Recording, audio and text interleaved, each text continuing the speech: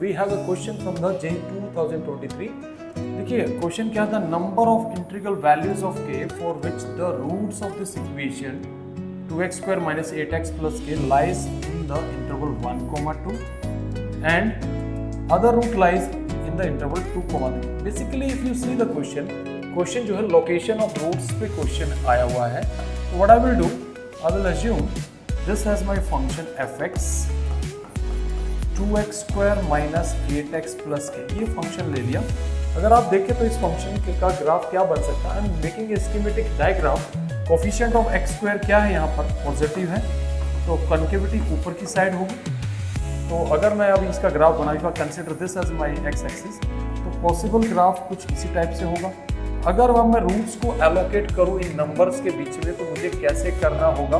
If I consider this as alpha, this as beta, तो फिर यार 1 यहाँ पे आएगा, 1 यहाँ पे आएगा, तो 2 यहाँ पे आएगा और 3 यहाँ पे आएगा. लेकिन रूट्स इस कंडीशन को सेटिस्फाई करें तो क्या क्या कंडीशंस हमें लगानी पड़ेगी. नंबर 1, f(1) क्या होना चाहिए, ग्रेटर देन 0. बिल्कुल ठीक है. एंड f(2) क्या होना चाहिए, that must be less than 0. And f(3) that should be greater than 0. ये तीनों कंडीशन साइमल्टेनियसली होल्ड होनी चाहिए, तब हमारे पास रूट्स जो है, एक रूट हमारा 1 और 2 के बीच में होगा और एक 2 और 3 के. लेकिन हमें देखना है कि कितने इंटीजर वैल्यूज मिलेगी इसमें. देखिए f(1) अगर मैं x को यहाँ पे 1 सब्स्टिट्यूट करता हूँ, तो what is going to happen, you have 2 minus 8 plus k is greater than 0. So k is more than 6. तो पहली कंडीशन आ गई, k is more than 6. Now let us exploit this condition. अगर x को 2 डालेंगे तो we have 8 minus 16 plus k is less than 0. तो यहाँ से आ जाएगा k is less than 8. ये कंडीशन आ गई, k is less than 8.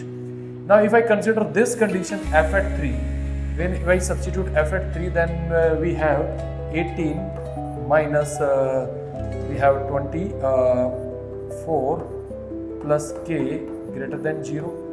So from this we can say that k is more than 6.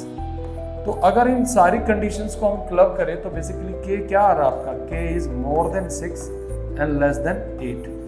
Now see the question carefully. अगर आप question को देखें तो क्या कहता है, हमें क्या निकालना, number of integral values of k for which, यानी k की कितनी इंटीग्रल वैल्यूज होंगी इसके बीच में. तो अगर आप देखें तो 6 और 8 के बीच में k की एक ही इंटीग्रल वैल्यू होगी, नेमली 7. So the correct option for this question is 1. So this is the solution for this question, students. Thank you for watching the video. Thank you.